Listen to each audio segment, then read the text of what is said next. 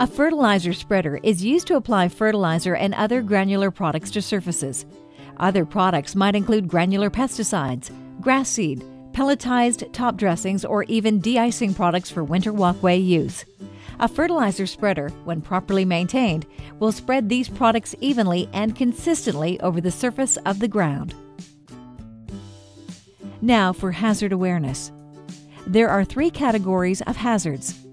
Personal hazards are ways in which you may be harmed while using a fertilizer spreader. Bystander hazards are ways in which coworkers or other bystanders may be harmed by the spreader. And property hazards. These are ways in which the client's property or the spreader itself might be damaged while in use. Let's start with property hazards.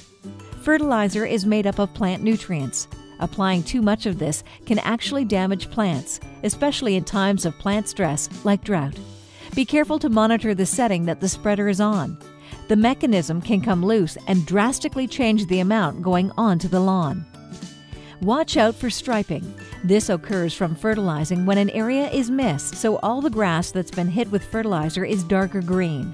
The striped areas are pale because they haven't had any fertilizer. This won't damage the lawn, it just looks bad and unprofessional. Always turn off the fertilizer flow when turning corners. If you leave the flow on when turning, you will over-fertilize this area, likely damaging the lawn. This damage is sometimes called burning the lawn, and it looks like this. If you accidentally dump fertilizer in one spot, you can rake it out or wash it with a hose so that it disperses, or even cut a small area of sod and dump out the fertilizer, then put the sod back. Ask your supervisor what he prefers. Ask your supervisor your company policy regarding fertilizing grass which is wet. The fertilizer may stick to the wet grass, and with no new rain may burn the foliage. Fertilizer is meant to be taken up by the plant's roots, not the foliage. Be careful not to apply wet fertilizer. It will clump and distribute poorly for an unsatisfactory result. Again, ask your supervisor. The spreader unit may be damaged in transit. Make sure it is firmly secure when transporting it from site to site. The spreader becomes heavier and top-heavy when it has material in it. It's generally best to transport the unit with little or no material in it. It will depend on your company policy, but you may be required to blow or sweep hard surfaces of excess fertilizer.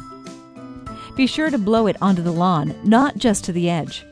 Fertilizers with iron will stain hard surfaces with rust stains like this permanently, so be sure to follow your supervisor's instructions. Next, let's discuss personal hazards. Fertilizer will usually be MSDS labeled as a possible dust inhalation hazard. This is not normally a big concern, but with certain types of fertilizer or old fertilizer or opening bags indoors may create dusty conditions, and you may need a dust mask. Fertilizers mixed with pesticides or granule pesticides may pose a toxic dust inhalation hazard. Follow the safety instructions on the pesticide label and ask your supervisor. Fertilizers may irritate your skin, especially if you cover sweaty parts of your body like your forearms with the material. Wash your hands and other bare skin after skin contact. Pesticides may require that you cover your hands with gloves when handling raw product. However, there is usually no need to touch these granular products if you handle the bags carefully. Handle bags of fertilizer carefully for your own sake. They are awkward and heavy and can cause straining injuries if you try to do too much or go too fast when handling. Bystander hazards. There are not many bystander hazards. However, most people would find it unnerving to be hit in the legs with fertilizer, so be sensible and courteous, and stop and allow others to pass before resuming fertilizing.